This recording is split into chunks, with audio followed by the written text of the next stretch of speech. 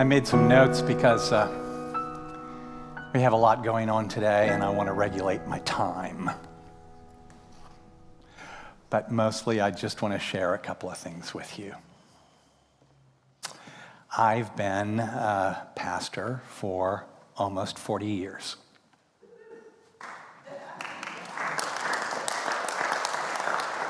And I have the scars to prove it. And in every church that I have served, at some time or another, leaders have presented themselves to me and said, "You really need to talk a lot more about financial giving and pledging.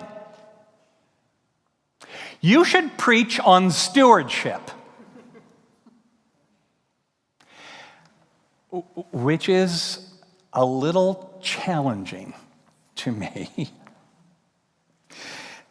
because that's what I intend and believe I am doing every Sunday. And anytime I am making my witness to the good news, inviting you to recognize what we have received by God's grace, to know that we are loved come what may, and to see that the way of fulfillment in that love is through sharing, giving, multiplying the blessing, stewardship. This orientation in gratitude and grateful response, it changes our lives and makes us different, not just coping, but creating. Not just following, but aspiring in servant leadership. It gives us agency and strength and courage, even where we may feel weary and weak,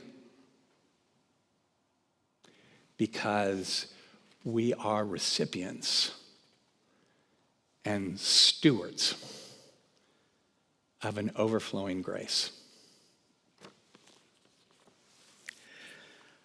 I think, however I would share the good news of Jesus Christ, the passion of God's love for us in our flesh and the call of who we are becoming in God's love, whenever I am pointing to him as pioneer and perfecter of our faith, wherever I am affirming the way of service and sacrifice and surpassing joy, that way of Jesus Christ. I am talking about stewardship. Our stewardship. What we have, what it means, and our calling to make the most of it. Stewardship. After almost 40 years of hearing that I should preach more about stewardship, I think maybe I've figured out that what folks want more of really is how I hear the call. Personally, my testimony, and sometimes my struggle. I grew up in the church, a church that in the 1960s and 70s was struggling, as was I, to live a way of faithfulness and integrity amidst the swirling conflicts of sexual revolution and Vietnam War, civil rights, women's liberation, the environmental movement. The whole world was shifting, it seemed. And me too. It was a time when all sorts of institutions were under attack. And it was almost fashionable to attack institutions as inherently corrupt, wasteful, self-serving, thick-headed, because institutions can get sloppy and wasteful and contentious. They can lose their sense of mission. We've all seen that happen. We've all experienced it one way or another because it happens in every kind of human institution.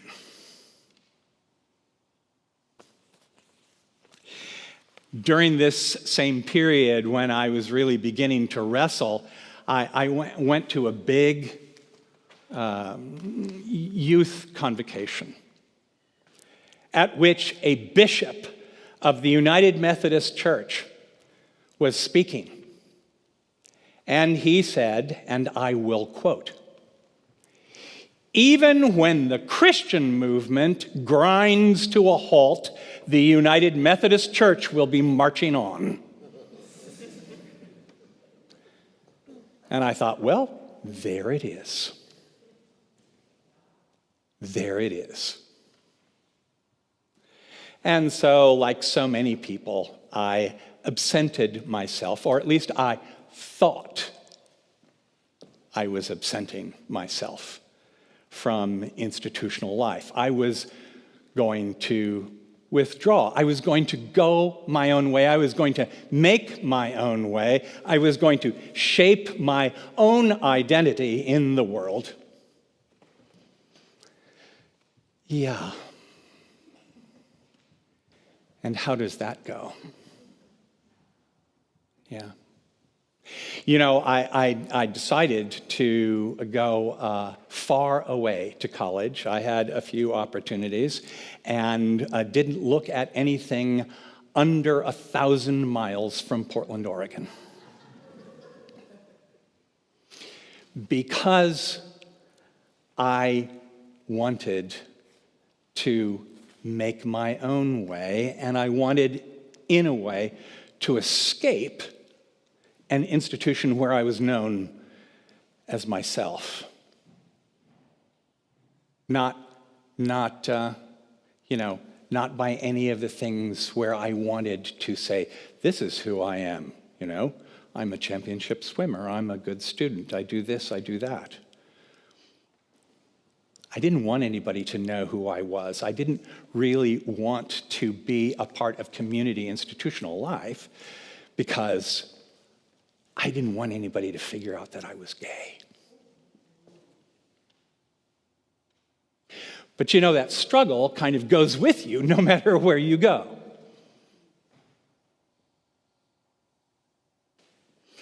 I was raised in the church.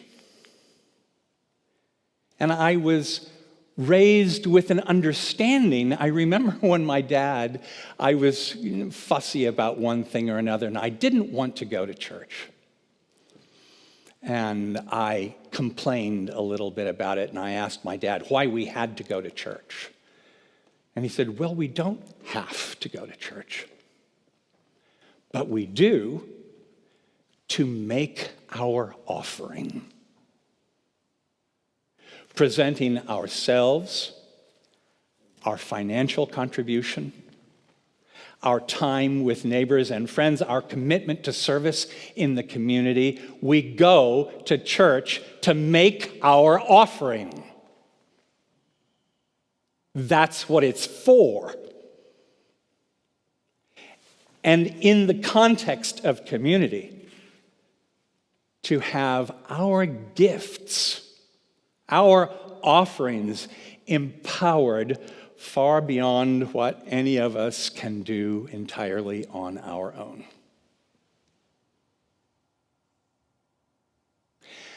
I'll never forget the moment where the dots connected.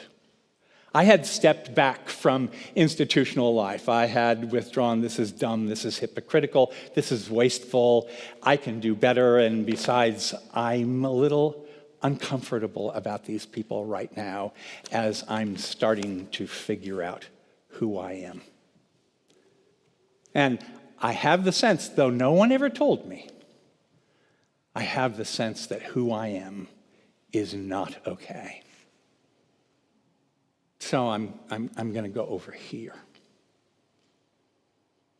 And unlike the experience of a lot of people in college, when they finally make their break with organized religion and the institution of the church, actually, it was in college where I was called back, where I made the connection again. And I'll never forget the moment. It was in communion,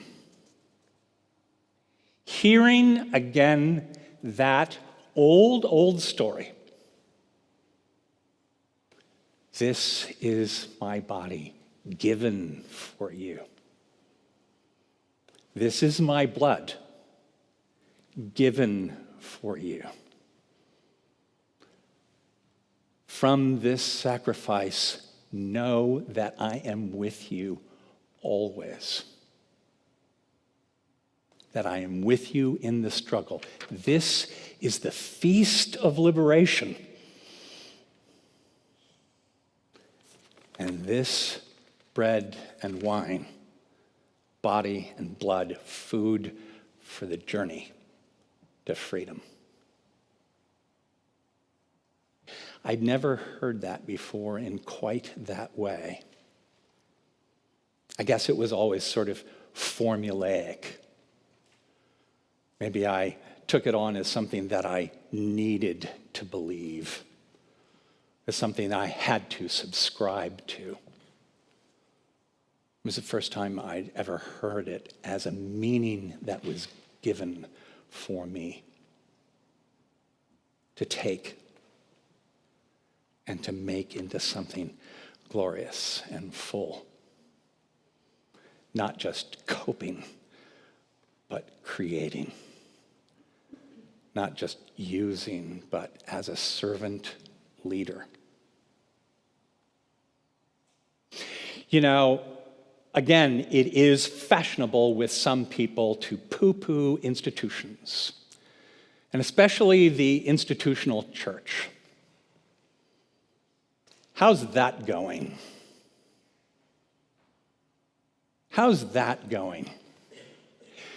There are all sorts of personalities who are ready and prepared to swoop in where we have withdrawn from community and institutional life, to make it about personality, to make it about their agenda, their tribe, their power.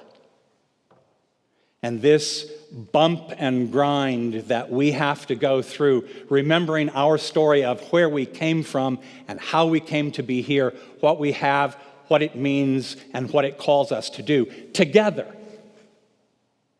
Different but one. Gay and straight. Men and women. Simple and complex. All of us working that out. That's the spirit and call of the church. That's our stewardship. I was reminded of someone who challenged me years ago and said, my dear, excuse me. He said, you're associated with that church down there, right? I said, yeah. He said, so it's just a bunch of queers and cripples, isn't it?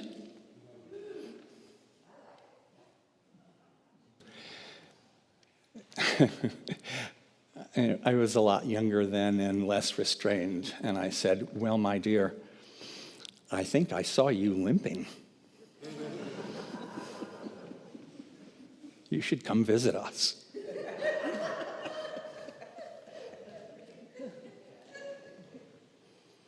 We've all got a limp. And here, that limp is exposed as a vulnerability from which we can grow, a vulnerability that opens us to others, a source of strength and courage. A place where we can know that we're called. The Bible story for today, the feeding of the multitude, is not chosen by the lectionary. It was chosen by me. It's out of sequence. We're Protestants, we can do that.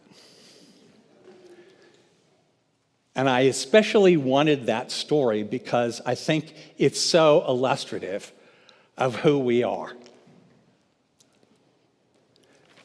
There are things happening in our midst.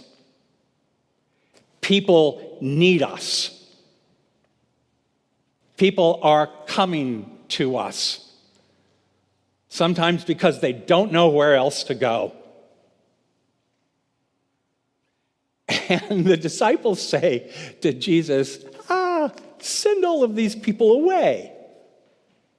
We don't have anything for them. We can't do it. We're not equipped. Which is what institutions and bureaucracies sometimes do. But Jesus, remembering the mission, charges them and says, figure it out. This moment needs you and calls to you. Figure it out. Bring what you have. And it was blessed and broken and shared. You know, there's nowhere in the canon that this is referred to as a miracle. And I actually prefer to not read it that way, as a miracle. Because I've seen it happen in communities like this one, where spirit and mission come together. And we find that bringing our gifts together, we have a hell of a lot more than we thought we did.